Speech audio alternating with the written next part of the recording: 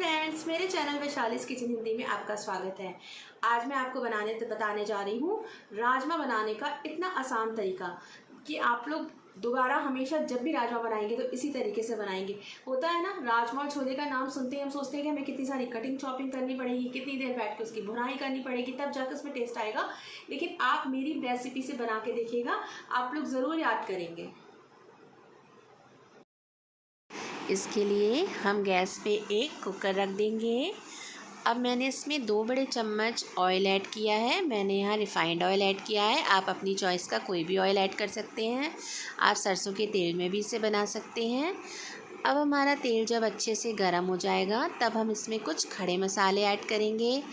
अब इसमें हमने 2 तेज पत्ते, 3 से 4 दाने काली मिर्च, लौंग, बड़ी इलायची और एक छोटा सा टुकड़ा दालचीनी का ऐड किया है। जब हमारे खड़े मसाले हल्के से चटक जाएंगे तेल में, तब हम इसमें 3 से 4 बड़े प्याज रफली चॉप करके, बस प्याज को अच्छे से बड़ा बड़ा कट करके उसको थोड़ा सा हाथ से ही उसके पेटल्स तोड़ देंगे और इसमें ऐड कर देंगे। बिल्कुल भी हमें प्याज को बारीक चॉप करने की या मिक्सी में चलाने की ज़रूरत नहीं है। लहसुन की भी 7 से 8 कलियाँ हमने बस छील के पूरी साबुती इसमें ऐड कर दी हैं। अब हमें प्याज की भी बहुत ज़्यादा भुनाई यहाँ नहीं करनी है, केवल प्याज के कलर को हल्का सा ट्रांसलेंट करना है। सिर्फ 2 से 3 मिनट ही केवल हम प्याज को चलाएंगे, इससे ज़्यादा हम बिल्कुल भी नहीं भूनेंगे। अगर आपने प्याज को ज़्यादा भून लिया तो बाद में प्याज गलने में प्रॉब्लम आएगी। तो इसमें बस 2 मिनट प्याज को चलाने के बाद मैंने इसमें हल्दी और 2 तरीके की लाल मिर्च ऐड करी है। एक तीखी लाल मिर्च है और एक कलर के लिए कश्मीरी लाल मिर्च। बस अब इस मसाले के साथ भी सिर्फ 2 से 3 मिनट हमें इस प्याज को भून लेना है। बहुत ज़्यादा नहीं भूनना है, हमें कुछ भी ज़्यादा टाइम नहीं लगाना है। इसमें सारा काम हमारा कुकर करेगा, हमें कुछ भी इसमें मेहनत नहीं करनी है।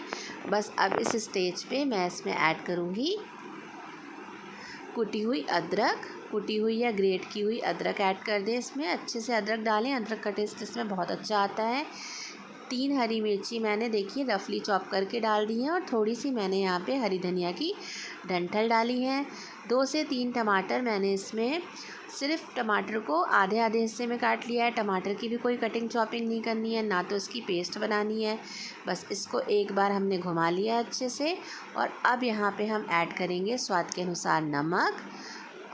नमक ऐड करने के बाद हमें क्या करना है, इसमें बिल्कुल सिर्फ आधा ग्लास या 1 कप पानी डालना है। बिल्कुल भी ज़्यादा पानी नहीं डालना है, क्योंकि अगर हमने ज़्यादा पानी डाल दिया तो बाद में हमें राजमा को पकाने में बहुत ज़्यादा टाइम लगेगा।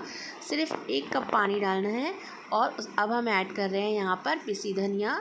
2 बड़े चम्मच मैंने यहाँ पे पिसी धनिया ऐड कर दी है। मिक्स कर दिया है इसको अच्छे से। और अब हम यहाँ पे लिड लगा देंगे और इसे 3 से 4 विसिल आने देंगे। 3 से 4 विसिल आने के बाद जब हम कुकर को खोल के देखेंगे तो आप देख रहे हैं हमारे प्याज, टमाटर, लहसुन सब अच्छे से गल गए हैं। इस स्टेज पे हम टमाटर का छिलका उतार लेंगे, जो बहुत ही आसानी से उतर जाएगा। इससे क्या होगा, ये छिलका हमारी ग्रेवी में मुंह में नहीं आएगा और टमाटर बहुत अच्छी से ग्रेवी में मिक्स हो जाएंगे और बहुत अच्छी स्मूथ ग्रेवी बन जाएगी। बस सारे टमाटरों के छिलके निकाल लीजिए। और इसी टाइम पे जो बड़े हमने खड़े मसाले डाले हैं, जैसे तेज पत्ता, बड़ी इलायची, इन्हें भी आप बाहर निकाल लीजिए। लौंग, काली मिर्च उसी में बने रहने दीजिए, उससे कोई प्रॉब्लम नहीं है। ये बड़े बड़े मसाले जो मुंह में आते हैं इनको हम बाहर निकाल लेंगे। ये अपना फ्लेवर इसमें छोड़ चुके हैं, इनका काम हो चुका है। अब इस तरीके का एक चम्मच ले लीजिए और हाई फ्लेम पे गैस को ऑन कर दीजिए। इससे क्या होगा, इस चम्मच से आप इसको हल्का हल्का सा पीसते हुए भी जाएंगे, जिससे ये ग्रेवी जो है हमारी अच्छे से पूरा जो प्याज, लहसुन, आप देख रहे हैं कितनी अच्छी तरह से लहसुन प्याज हमारे गल गए हैं, बिल्कुल मक्खन की तरह। तो बस हाई फ्लेम पे हम इसको चलाते जाइए, करछी के पीछे वाली तरफ से इसको थोड़ा थोड़ा सा पीसते जाइए। और ये 2 से 3 मिनट आप ये प्रोसेस करिए कि फ्लेम भी हाई रखिए और करछी से चलाते जाइए, तो पूरी हमारी ग्रेवी मिल जाएगी आपको बन के। अब मैंने यहाँ पे थोड़ा सा काली मिर्च ऐड की है, बहुत अच्छा फ्लेवर आता है इसमें काली मिर्च का।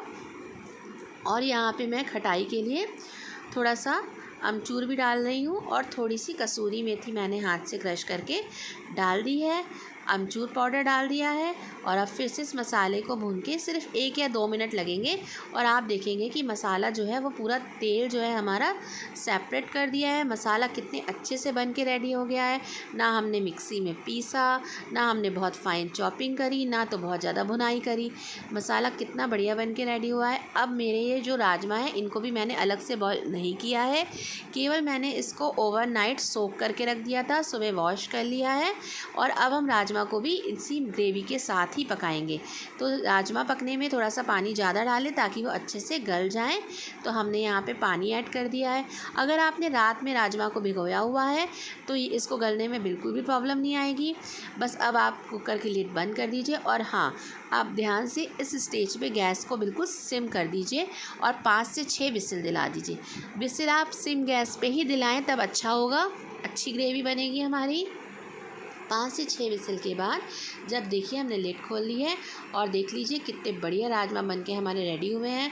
कोई कह सकता है कि ये राजमा ना तो हमने अलग से बॉईल किए हैं, ना तो हमने प्याज मसाला भूना, ना तो ज़्यादा भुनाई करी।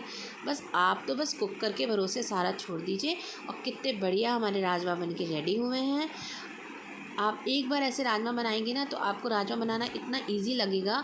आप देखिए कितने बढ़िया लग रहे हैं। बस अब आप इंजॉय करिए राजमा को चावल के साथ। और अगर मेरी बनाई हुई रेसिपीज़ आपको पसंद आती हैं तो प्लीज़ मेरे चैनल को सब्सक्राइब करना ना भूलें।